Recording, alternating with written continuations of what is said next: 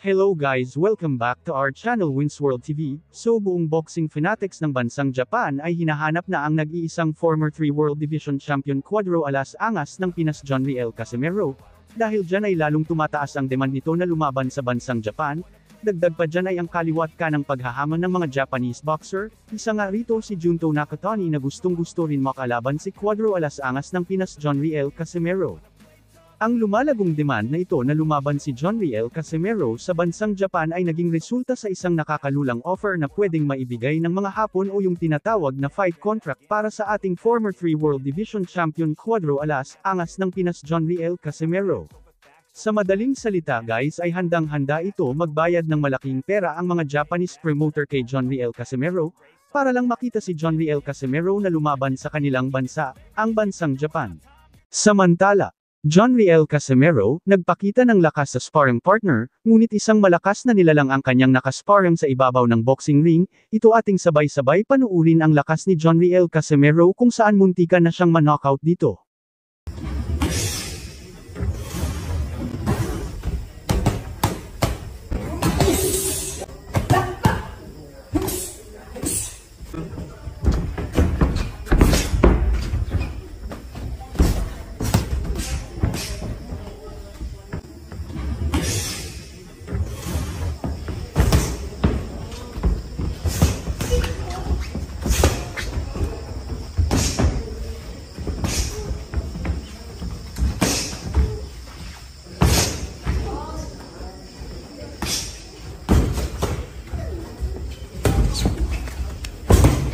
Patay.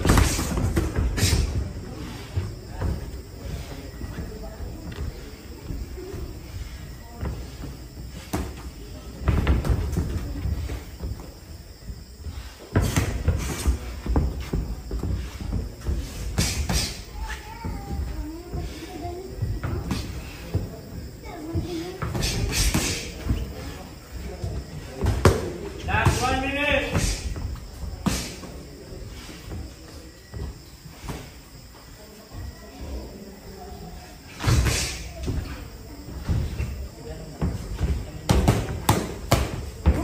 Bong! Patay.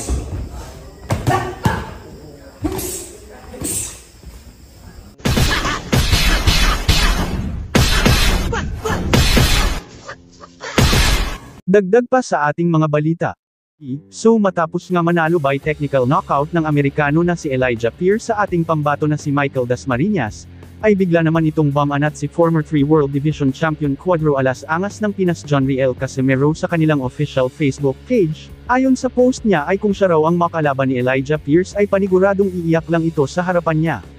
Dahil sa post na iyon ay mabilis itong nakarating sa kampo ni Pierce, kaya tila nanggigil na ito sa ating pambato na si John Riel Casimero. Kaya hindi na rin ito nakapagpigil pa si Elijah Pierce at ito ay nag-post din sa kanyang official Facebook page na Elijah Pierce. Ayon kay Pierce ay nakita na niya personal itong si John Riel Casimero at sobrang liit daw ito para sa kanya, kaya huwag na daw ito magdedahilan kapag itong si Casimero ay mawawasak na niya. Dagdag pa dyan ay nag-post din itong si Elijah Pierce sa kanyang official Instagram account. Ayon sa kanya ay nagre-request siya sa mga promoter na ikasa na agad-agad ang labanan Elijah Pierce kontra John Riel Casimero, kung gusto nila masaksihan kung paano niya pagigapangin sa ibabaw ng boxing ring itong si John Riel Casimero. Pati rin itong kapatid ni John Riel Casimero ay damay sa init ng ulo ni Elijah Pierce. Ayon sa kanya pati itong si Jason Casimero o mas kilala sa tawag na Kuya Lods ay kanya rin itong ina-knockout. Samantala, so matapos nga ang laban ni former 8 World Division Champion, Manny Pacquiao kay Mario Barrios, na kung saan ay naging tabla lang ito. Ngunit ganun pa man ay hindi peren mapipigilan si Manny Pacquiao na sumagupa ng iba pang mga kampyon sa mundo ng boxing sports, kaya naghanap ito muli ng makakalaban sa ibabaw ng boxing ring, at isa sa kanyang napiling gustong makalaban ay si current WBA welterweight world champion na si Rolando Romero. Si Rolando Romero ang nagpatumble kay Ryan Garcia kamakailan lang. Ryan Garcia, that last fight against them. Oh my gosh, a double hook. A double hook.